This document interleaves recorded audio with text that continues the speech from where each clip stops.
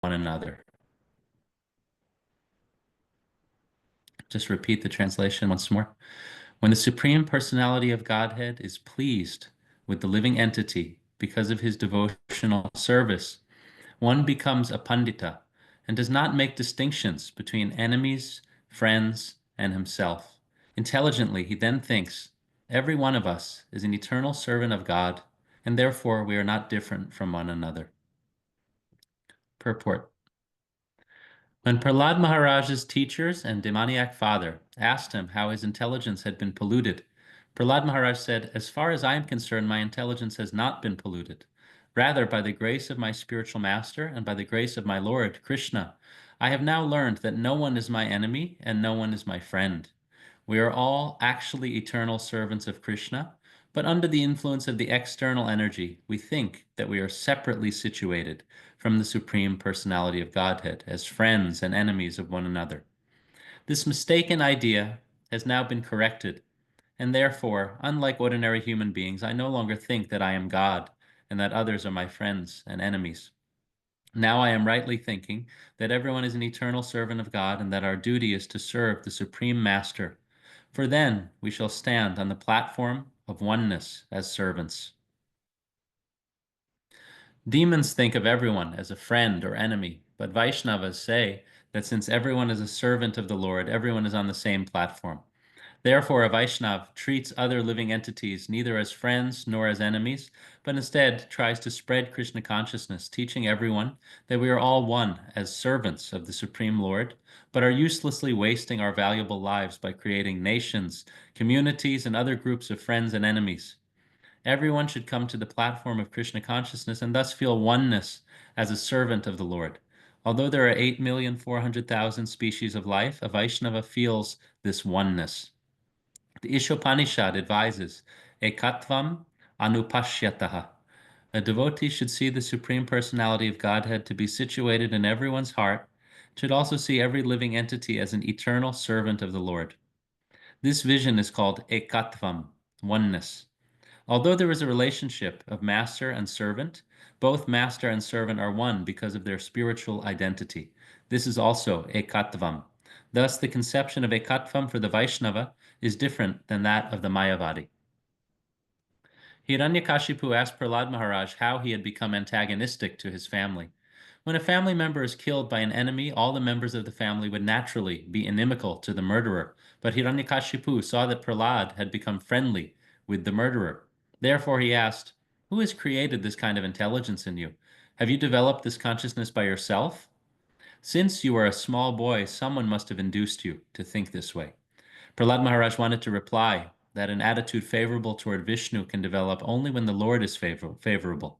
Sa yada nu vrataha. As stated in Bhagavad Gita, Krishna is the friend of everyone. Surdam sarva bhutanam gyatva mam shantim richati. The Lord is never an enemy to any of the millions of living entities, but is always a friend to everyone. This is true understanding. If one thinks that the Lord is an enemy, his intelligence is pashu buddhi, the intelligence of an animal. He falsely thinks, I am different from my enemy, and my enemy is different from me. The enemy has done this, and therefore my duty is to kill him. This misconception is described in this verse as bheda gata sati. The actual fact is that everyone is a servant of the Lord, as confirmed in Chaitanya Charitamrita by Sri Chaitanya Mahaprabhu, Jivera Swarupa Hoy Krishnera Nityadas. As servants of the Lord, we are one, and there can be no questions of enmity or friendship. If one actually understands that every one of us is a servant of the Lord, where is the question of enemy or friend? Everyone should be friendly for the service of the Lord. Everyone should praise another's service to the Lord and not be proud of his own service. This is the way of Vaishnava thinking, Vaikuntha thinking. There may be rivalries and apparent competition between servants in performing service, but in the Vaikuntha planets, the service of another servant is appreciated, not condemned. This is Vaikuntha competition. There is no question of enmity between servants. Everyone should be allowed to render service to the Lord to the best of his ability, and everyone should appreciate the service of others. Such are the activities of Vaikuntha. Since everyone is a servant, everyone is on the same platform and is allowed to serve the Lord according to his ability. As confirmed in Bhagavad Gita, Sarvasya chaham hridhi sanivishto mataha smritir jnanam apohanam cha. The Lord is situated in everyone's heart, giving dictation according to the attitude of the servant. However, the Lord gives different dictation to the non-devotees and devotees. The non-devotees challenge the authority of the Supreme Lord, and therefore the Lord dictates in such a way that the non-devotees forget the Lord's service life after life and are punished by the laws of nature. But when a devotee very sincerely wants to render service to the Lord dictates in a different way. As the Lord says in Bhagavad Gita, chapter 10, verse number 10, Tesham satada yuktanam bhajatam pritipurvakam tadami buddhi yogam tam yena mam upayanti te. To those who are constantly devoted and worship me with love, I give the understanding by which they can come to me. Everyone is actually a servant, not an enemy or friend, and everyone is working under different directions from the Lord, who directs each living entity according to his mentality.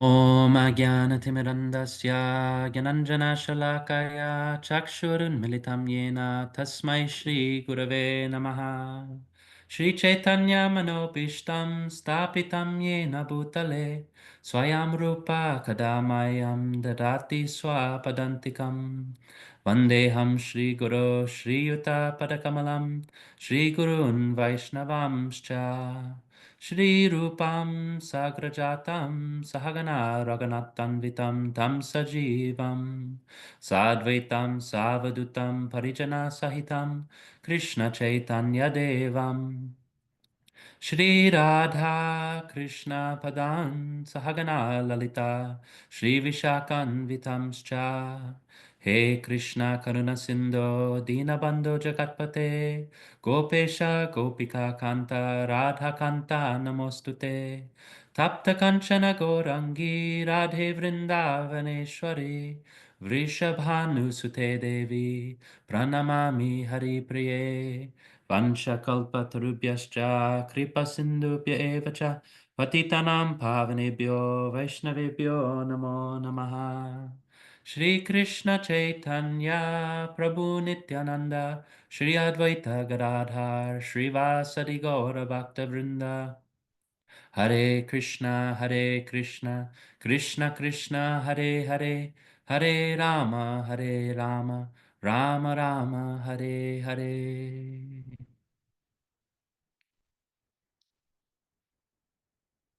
Nama Om Vishnupadaya Krishna Prestaya Bhutale Srimate Bhaktivedanta Swami Nitinamine Namaste Saraswati Deve Gauravani Pracharine Nirvishesha Shunyavadi Paschatya Deshatarine.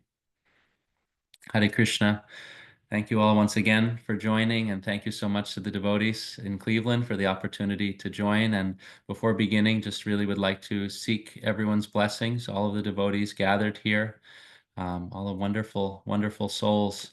And we're so grateful and seeing everyone's names, seeing, knowing all of you, or knowing about you, knowing your glories from Shrimala and Kunjari Prabhus, and just spending the time in Cleveland, seeing the name of Mother Ishopanishad, very special Vaishnavi, someone who's been a great inspiration. So seeking everyone's blessings, that we can have a meaningful, uplifting conversation that is pleasing to the Lord, pleasing to Guru and Krishna, and inspiring for us in our spiritual lives in a practical, real way. Hare Krishna. So yes, in this verse, we see that it is being said that when the Supreme Personality of Godhead is pleased with one's devotional service, one becomes a pandita. So this point from the very beginning is very important, that Krishna consciousness is a descending process. We're depending upon the mercy of the Lord and the mercy of the devotees of the Lord. So it's not an ascending process. It's not that you do this, that, and the other thing, you gather this knowledge, you gain this level of prestige or power in your life, and then suddenly you become a pundit by the sweat of your own brow, so to speak.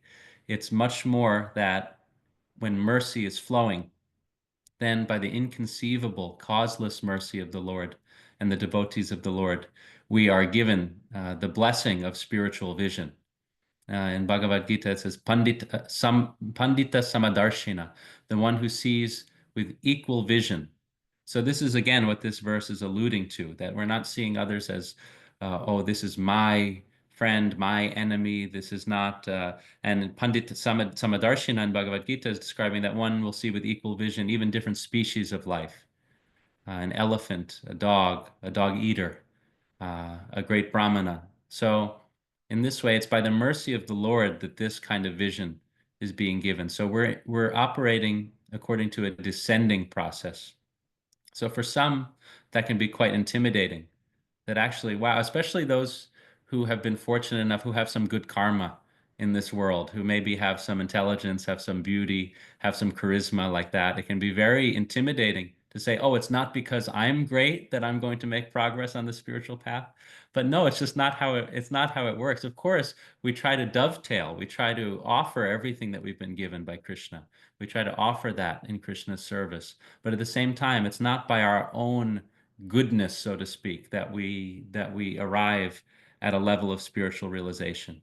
We're all beggars. As Prabhupada is saying here, we are all servants. So we are all aspiring to realize this eternal identity of being servants, and we do so through a descending process. There are ascending processes in the Vedic paradigm, so to say. You can have Jnana Yoga, for example. That is something that's very much an ascending process. You study and you gather and you do tapasya and you do mystic yoga, so many things. And yes, that's kind of by your own endeavor. But for that very same reason, this process is in Bhagavad Gita not especially recommended by Krishna because it's very, very hard, particularly in Kali Yuga, what to speak of. In previous ages, there was, the process in Satya Yuga, the process for spiritual realization was mystic yoga, was meditation, silent meditation. But the first step of that kind of meditation is to find a secluded place. So in this day and age, can we even think of such a place, really? You can go to a beautiful forest. It's important to do that. We need to get out to nature. You can go to a beautiful forest, but probably eventually, at least quietly, you're going to hear a car horn. You're going to hear a train crossing, something like that, right? Everything's been so built up that it's hard to find a genuinely secluded place. And that's just step one of the mystic yoga process. So how merciful that in Kali Yuga, we're given the process of Harinam Sankirtan, of chanting the holy name of the Lord, which is very simple. It has no hard and fast rules. You can do it anywhere, everywhere. There's no consideration of qualification, of birth, anything like that. And that's something that through the descending process, not through the ascending process, can actually award us the deepest level of spiritual realization and ultimately pure love for Krishna, which is our ultimate goal. So there are so many important points here in this text, in this purport, about also what someone looks like, how someone acts once they've arrived at that level of realization or that level of love for the Supreme. So one who is a pandita is not making these distinctions between enemy, friend, and even one's own self. So this doesn't mean, as Prabhupada clarifies here, it doesn't mean Mayavad philosophy. It doesn't mean, oh, we're all one, we're all the same. That's not necessarily the mood. But our philosophy does contain this element of oneness. Achintya Beda Abeda Tattva. So Sriman Mahaprabhu, Chaitanya Mahaprabhu, he speaks about he gave this philosophy of Achintya Beda Abeda Tattva, means that we're inconceivably, simultaneously one with the Lord and different from the Lord. So we're one with the Lord in terms of quality, and we're different from the Lord in terms of quantity. Sometimes it's explained like that. So yes, we have small percentages of the opulences of the Lord. We are eternally connected to the Lord as his eternal fragmental parts. But at the same time, we're very small. We're very insignificant in terms of our own potency and power in this world. Of course, in the case of a pure devotee, that's different. In that case, a pure devotee is compared to like an iron rod in fire. That devotee is so immersed in the fire of Krishna consciousness that that devotee takes on then the same potency and quality in that way of being able to actually light the fire of Krishna consciousness within others, just as an iron rod becomes so hot and starts to glow. And you could use that iron rod to light paper on fire, for example, even though it itself is not fire, it takes on the quality of fire.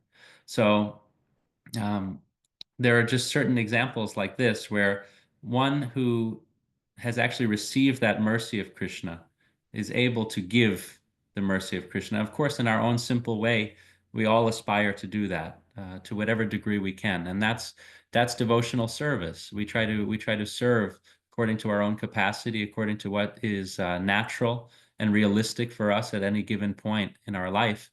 And it's a gradual process. Krishna himself says that it can be a gradual process. But according to one's unique nature and according to one's unique relationship with Krishna, according to one's unique gifts and makeup, one will have their own kind of path in terms of devotional service. So devotional service helps us to please the Lord. The Lord is pleased by devotional service. Sometimes it's said that Krishna is captured. Krishna is captured by devotional service, captured by bhakti. So how is that so? He's the Supreme Lord. How can he be captured by anything? It's because he says that the devotees who serve him, they are in him. They are very, very dear to him. And the Lord is a person. He has a heart. He has deep gratitude and appreciation. We see the form of Lord Jagannath. His eyes are wide and he's smiling from ear to ear. This is because of the love of his devotees. He's actually appearing in this way due to the love of his devotees, particularly the gopis of Vrindavan. But overall, the Lord is so pleased by the appearance of his devotees trying to sincerely serve and love him. So, in that way, those who are attempting to serve and love the Lord in that way, they are given a different level of realization, a different level of understanding progressively. So Sri Ishopanishad is a very nice verse. This is mantra 6 in Ishopanishad. Yastu sarvani bhutani atmaneva upashyati atmanyeva nupashyati sarva bhuteshu chatmanam tato navi jugupsate. Translation is he who systematically sees everything in relation to the Supreme Lord, who sees all living entities as his parts and parcels, and who sees the Supreme Lord within everything, never hates anything or any being. So this is echoing the spirit of this verse that we looked at, that one who is actually seeing everyone and everything in relation to the Supreme Lord, and who sees the Supreme Lord within every living entity, they will not hate that living entity. They may see, that that living entity is bewildered in some way, or that living entity is struggling in some way. But it's from a place of genuine compassion. It's from a place of understanding that we're all on our own journey. We're all trying to remember our eternal nature as servants of Krishna. And in our forgetfulness, which we've all suffered from, right? In this lifetime and previous lifetimes, that forgetfulness will be so tenacious and so strong that it can lead us to places where we're doing unspeakable acts, where we're, as the purport was saying, thinking that we are God, thinking that everyone is just there for us to take advantage of in some way. There are these in Bhagavad Gita that talks about the divine and demoniac natures, right? So in some way, I'll speak for myself, I don't want to generalize, the divine and demoniac natures are swirling around within us to whatever degree and whatever ratio, and it may change, moment to moment. But at the same time, the devotee will not judge others for being subjected to that. They will pray for them. They will wish to see them put more in contact with their true nature. But there's a deeper understanding that they don't hate that person. They actually wish that person well. So this is also, in some way, this is the way the Lord regards the living entities as well. So we can look at that quickly. This is in well, so yeah, there are a few things. So in Bhagavad Gita, chapter 15, text number 7, Krishna says, the living entities in this conditioned world are my eternal fragmental parts. Due to conditioned life, they are struggling very hard with the 6 senses, which include the mind. So this is a very compassionate viewpoint that Krishna is showing us. He sees all of the living entities as his eternal parts. He's never casting anyone out.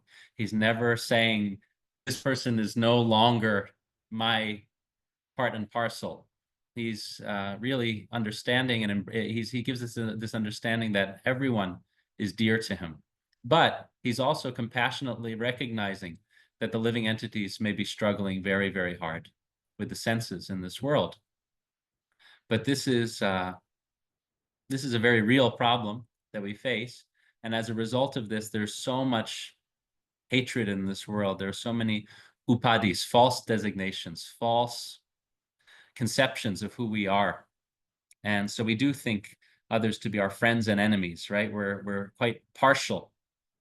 And also it should be said that there's nothing wrong with friendship. Friendship is very important. Sadhu Sangha, the very, very important practice. It's one of the 5 main limbs or angas of bhakti. But these friendships are spiritual friendships. They're marked by having a shared yearning within the heart, a shared desire to connect more deeply with Krishna. So these relationships are the best of friendships. Everybody needs friends. But what we're saying in this verse, what's coming out in this verse, is that one can very materialistically, almost selfishly claim others as their friend. These are my people. These are people who have come into my life for my own enjoyment, or have come into my life to give me a certain kind of status. We hear about people in this world who are social climbers. They basically want to claim other people's opulence as their own. They're surrounded with people who are very kind of prestigious in some way, and they're always trying to increase the prestige of their friend group so that by association they can kind of like possess that prestige in some way. So that is something that in this world may be called friendship, but we can see that it's very opportunistic and it's not very sincere. So friendship does exist in its pure form. Of course, in the spiritual world, Krishna has his friends. This is one of the main rasas, Sakya ras. Krishna engages in loving exchanges, playful exchanges with his friends in the spiritual world. So friendship is an eternal principle, but in this world, it expresses itself in many contaminated forms. So the more we can have spiritual friendships with Krishna in the center, with our devotional aspiration at the center, then that friendship takes on a very beautiful quality of eternity. And of course, we still bring our human nature into these friendships, even the spiritual ones, and that's okay. And sometimes it gets complicated, and sometimes, we just need help on the spiritual path. We need to share our struggles. That's something that is there in Nectar of Instruction, the 6 loving exchanges. The devotees I know are going through Nectar of Instruction in Cleveland. That's what I was told. So in Nectar of Instruction, Dadati pratigrinati guyam akyati prichati bhunkte bojayate chaiva sadvidam priti lakshanam, the 6 loving exchanges from one devotee to another, giving and receiving gifts, giving and receiving prasadam, and also revealing one's mind in confidence and inquiring confidentially into the heart and mind of another. So these are very important loving exchanges from one devotee to another. And especially those last 2, it's very beautiful to think about. And it's very beautiful to practice with devotees who we know and trust and have a loving relationship with. It doesn't mean necessarily that we like walk into the temple and just like broadcast our deepest fears and struggles and everything like that. I think I would like to think the devotees would be merciful if someone did that. I think it would still work out for the best for that person. But at the same time, we do this in confidential space. We do it with devotees who we really have a loving, affectionate, trusting relationship with. And in that way, it's tremendously beneficial. So all to say that there are expressions of friendship in our spiritual life on this path of Krishna consciousness and ultimately in the spiritual world. But here we're being discouraged, we're being warned about superficial friendship that is basically a self-serving, possessive type of friendship.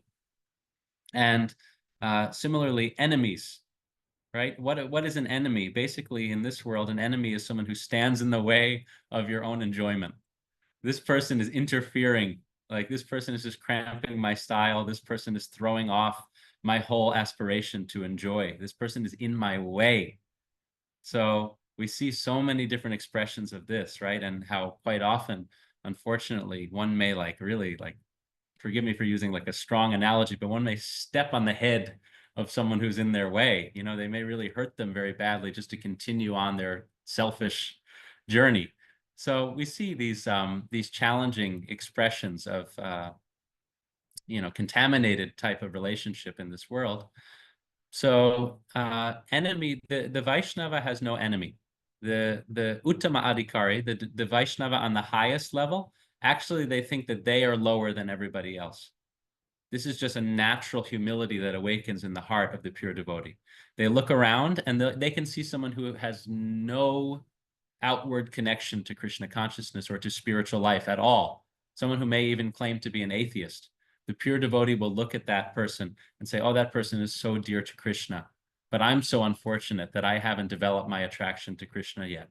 That's the attitude of a pure devotee. It's difficult for us to understand, but that is the way that it's expressed, and this is how our acharyas like Srila Prabhupada explain the mentality of pure devotee. So there's no need to worry in genuine Vaishnav Sangha, in genuine association in Krishna consciousness. There's no need to worry that that there will be this kind of taking advantage of each other. Of course, in spiritual community, these things happen. We need to be honest. But at the same time, on the highest level, what we're all after is to all exist side by side as servants and to serve each other. So Sri Chaitanya Mahaprabhu in Shikshastakam, Trinadapi Sunichena Tarorapi Suhishnuna Amanina Manadena Kirtaniya Sada Hari. One should be more tolerant than a tree. One should be more humble than a blade of grass and ready to offer all respects to others without expecting any respect in return. And one should be free of false prestige, ready to offer all respects to others. So it's scary, isn't it? It's scary, this mentality in some way, because we're so conditioned. We're so conditioned in terms of seeing others taken advantage of in this world, or even maybe we've suffered being taken advantage of different times in our lives. So sometimes we think, if I practice Trinadapi Sunichena, I'll be taken advantage of.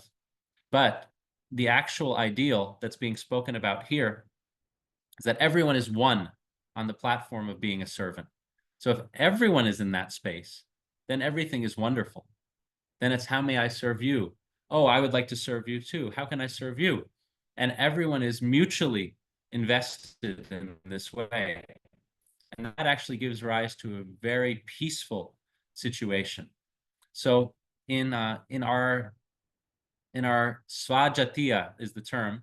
Rupa Goswami advises that we associate with devotees who are svajatiya, like-minded, or it could be even like translated as like-hearted. That we spend time with devotees who we feel that trusting, loving connection with, and in that sangha, we can actually express our aspiration to serve, and they will also be expressing their aspiration to serve. And then the result of that, Krishna states in Bhagavad Gita, oops, actually then accidentally just closed that, one moment.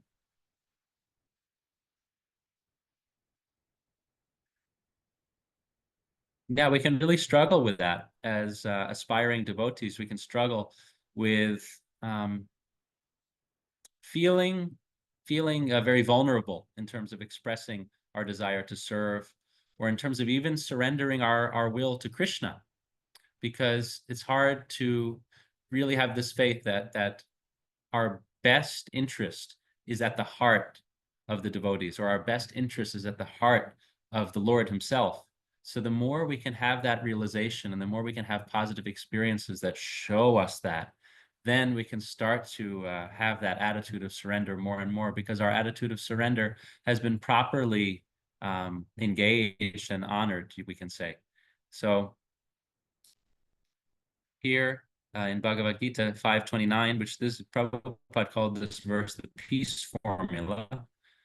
A person in full consciousness of me, knowing me to be the ultimate beneficiary of all sacrifices and austerities, the supreme lord of all planets and demigods, and the benefactor and well-wisher of all living entities, attains peace from the pangs of material miseries. So by Krishna consciousness, we come to understand that Krishna is seated within everyone's heart, and he's wishing us all well as we're going through the comings and goings of life, all of the twists and turns. Krishna is with us through all of that, all of that. And so that gives it gives a sense of connection, not only to Krishna, but to others, that Krishna is also traveling with them through whatever they're going through. And we see in so many different people we may encounter, so many beautiful qualities that are there. Even if someone's quite troubled, we can see so many beautiful qualities within them, that they're loving, that they're caring, that they have a good sense of humor, that they're sincere. All of these things are gifts from Krishna. Krishna says in Bhagavad Gita that he's the ability in human beings. So he gives these special qualities, which are all coming from him. Anything that we see in this world, anything beautiful, Krishna says, all of this is just a spark of my splendor. So it's just the tip of the iceberg, we can say, in terms of Krishna's incredible beauty and wonder and opulence and love. So where was I going with that? That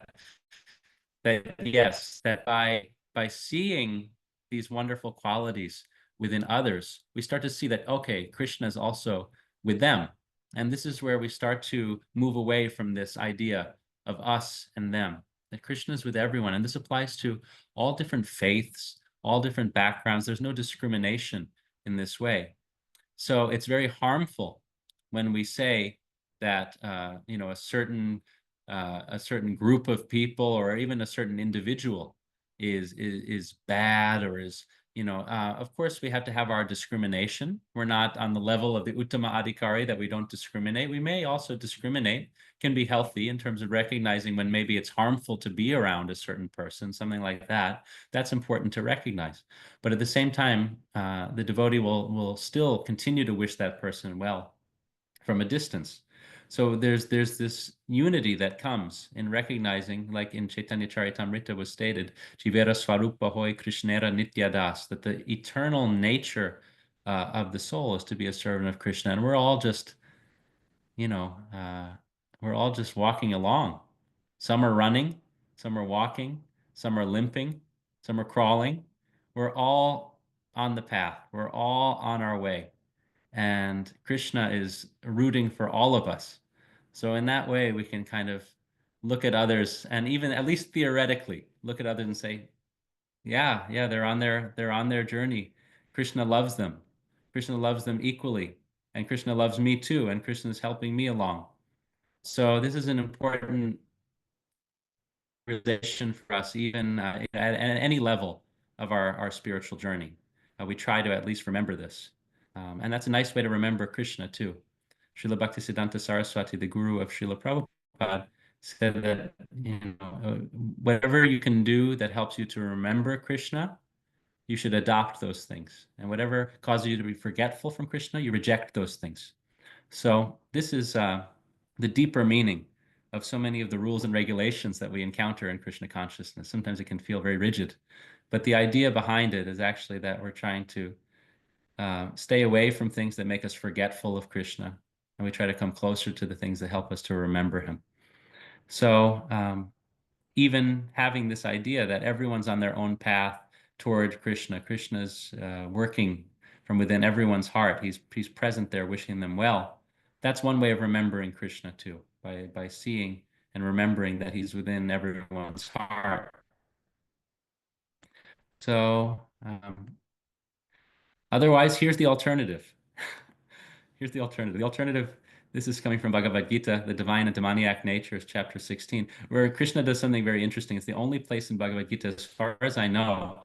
So if someone can think of you can help me.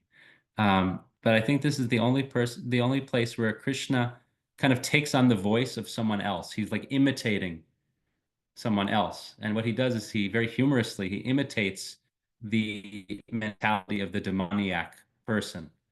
So he says, the demoniac person thinks, so much wealth do I have today, and I will gain more according to my schemes. So much is mine now, and it will increase in the future more and more. He is my enemy, and I have killed him, and my other enemies will also be killed. I am the Lord of everything. I am the enjoyer. I am perfect, powerful, and happy. I am the richest man, surrounded by aristocratic relatives. There is none so powerful and happy as I am. I shall perform sacrifices, I shall give some charity, and thus I shall rejoice. And Krishna, in his own voice, says, in this way, such persons are deluded by ignorance. So, it's nice to see Krishna summarizing this attitude. And yeah, I can say for myself, there's definitely he's holding up the mirror in some way. As we go through our life, we have these twinges because for so many lifetimes we've been going through this world thinking that we're the proprietor, that we're the enjoyer, that we're the controller. And by the mercy of Krishna and his devotees, we're trying to gradually understand not only that Krishna is the ultimate controller, he's the only Ishvara, but also that it's a joyful life to recognize this. It's a joyful life to remember and act according to this truth. So that these are kind of the different conceptions. So the devotee is seeing everyone as part and parcel of Krishna, wishing them well, not distinguishing so much between enemies, friends, in any kind of short-sighted way. And one who is not moving in this direction will just see everyone as like an object of enjoyment or hatred or possession, like that. So by the mercy of great souls like Prahlad Maharaj, who's like setting such an amazing example, because Prahlad Maharaj, as we know, came from a family of demons. So he really had to swim upstream. Of course, he's a pure devotee of the Lord. He has every blessing imaginable. But we can relate on a practical level that sometimes in this world, practicing spiritual life, it can feel like swimming upstream. Like the salmon, they swim upstream, and it's like it's such an endeavor. Whereas other fish, they're just going with the flow, the force of the water. So for us, sometimes it can feel that the forces of this world are just pushing us more and more toward a materialistic attitude, toward our own kind of, simple, selfish life. But when we get that opportunity to experience the joy of spiritual life, it gives us a lot of energy. It gives us a lot of encouragement to kind of continue that swim upstream. And what happens is that, as it's saying here in this verse, the Supreme Personality of Godhead becomes pleased with the living entity because of his devotional service. So when it feels like you're swimming upstream, try to remember that it's giving pleasure to the heart of the Lord, who is situated within your heart and who is the Supreme Personality of Godhead, who is a person and understands your struggles, understands your sincerity. The Lord will see the spark within each and every one of us, and the devotee will see the spark within each and every one of us. Even if it's surrounded by so many faults, the Lord looks at that. The Lord looks at the goodness. So we try to remember that, and if we continue on in that way, then the Lord becomes pleased with us and opens so many doors in our life, mostly through the agency of the devotees. And in that way, we can experience at least glimpses, times when it doesn't feel like swimming upstream. It feels like we're actually being absorbed in the wonderful flow of spiritual life, in the wonderful flow of Krishna's mercy, the mercy of the Vaishnavas. So this is a nice window we're being given this verse, that Lord is pleased with us because of our devotional service. Our even desire to do devotional service is meaningful and dear to the Lord. And by the agency of that devotional service, and really, it's not even the service itself exactly, it's the mercy of the Lord that is basically brought out by our sincere service. And it's causeless mercy. The Lord can give so much mercy, far beyond what we may deserve, we can say, or even beyond what we may even want or be seeking, especially in Kali Yuga. Chaitanya Mahaprabhu, he very freely distributes love of God through the chanting of the Mahamantra, Hare Krishna, Krishna Krishna, Hare Hare, Hare Rama, Rama Rama, Hare Hare. He's just distributing this love freely with no consideration of qualification at all, of birth, anything like that. And not even considering our level of surrender. This is very inspiring and amazing to think about. In Bhagavad Gita, Krishna says, Sarva dharman parityaja mamekam sharanam braja aham tvam sarva papebhyo mokshayishami ma suchaha. He says, abandon all varieties of religion and surrender unto me. I will protect you from all sinful reactions. Do not fear. So this is beautiful, merciful expression of Krishna. But we see also that Krishna in Bhagavad Gita, he's demanding our surrender. And we may feel, I can't do that. I can't surrender. It's very difficult. I'm too attached. What can I do? So we can take heart knowing that in this age, Krishna himself has appeared as Chaitanya Mahaprabhu, and he's not even asking for surrender. He's begging us, please, please just chant the holy names of the Lord. So this is quite astounding. It's hard to conceive of, but it's so deeply encouraging. So just wanted to share that as a final point here. I will stop here and thank you all so much for being in this Sangha.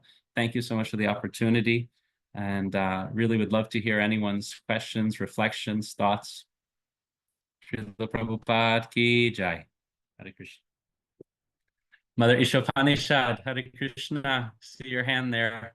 Please, Prabhu. Hi, Hari Bol. First of all, I'd like to say Hare Krishna to everyone. Hari Bol, all of you wonderful, wonderful Vaishnavis and Vaishnavas. Hari Bol. Secondly,